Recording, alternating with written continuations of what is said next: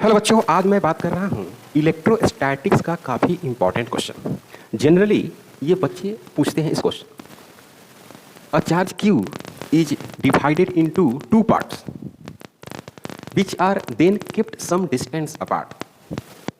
Then force between them will be maximum if two parts are. बहुत अच्छा सवाल है। इस क्वेश्चन को बच्चे जनरली पूछते रहते हैं क्योंकि ये क्वेश्चन बहुत अच्छा है। कह रहा है कि ये Q चार्ज है, Q चार्ज। अब इसको दो टुकड़े में कर देना है और उन दोनों टुकड़ों को एक डिस्टेंस पर रखना है, कुछ डिस्टेंस हो, तो फोर्स क्या होना चाहिए? मैक्सिमम होना चाहिए। मतलब कि कैसे इसको दो पार्ट में तोड़ दिया जाए ताकि फोर्स क्या हो? Maximum value.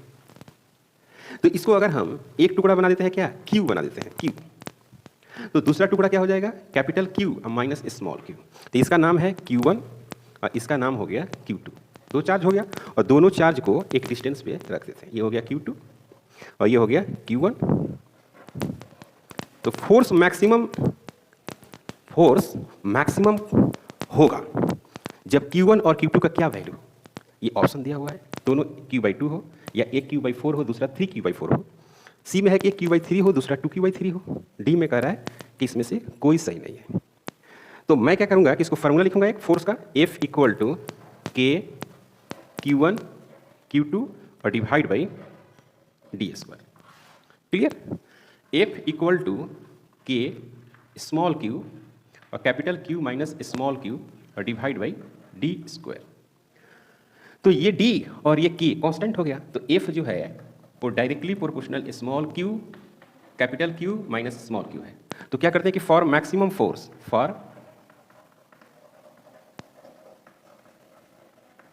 फोर्स क्या लिखना रहता है? DF डिवाइड बटे DQ = 0। आपने बेसिक मैथमेटिक्स में पढ़ा होगा कि मैक्सिमम फोर्स के लिए हम लोग क्या करते हैं कि DF बटे DQ = 0 लिखते हैं। तो यहाँ पर लिखेंगे क्या? D डिवाइड बाई DQ, इसको मल्टीप्लाई करेंगे इसमें तो कितना हो जाएगा? Q into Q minus Q का स्क्वायर = 0। तो इसको लिख सकते हैं D Q को बाहर DQ divide by DQ minus D divide by DQ और Q का स्क्वायर = 0। तो यहाँ पर होगा क्या? Q minus 2Q = 0, Q = 2Q। तो Q = कितना आ गया? Capital Q divide by 2। तो मैंने क्या माना था कि Q1 का जो वैल्यू हुआ वो कितना हो गया? Q/2 हो गया, क्योंकि स्मॉल q के बराबर है, स्मॉल q का वैल्यू ये आ गया। और दूसरा जो है Q2 है, Q minus Q divide by 2, further ये भी कितना आ गया? Q/2।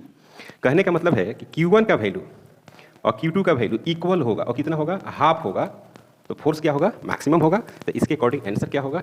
ये बहुत अच्छा सवाल है ना? सवाल बहुत सही है कि एक Q चार्ज है तो इसको दो टुकड़े में करना है, तो प्रत्येक टुकड़े कितने होंगे, है ना? और उसको कुछ डिस्टेंस पर रखते हैं तो मैक्सिमम फोर्स होना चाहिए, ये कंडीशन है। तो उसके अकॉर्डिंग मैंने सोल्व किया है, इसमें पूरा मैथमेटिक्स का इस्तेमाल हुआ है। क्लियर? चैनल पर अगर आप नए हैं प्लीज़ सब्सक्राइब करें, शेयर करें। Thank you.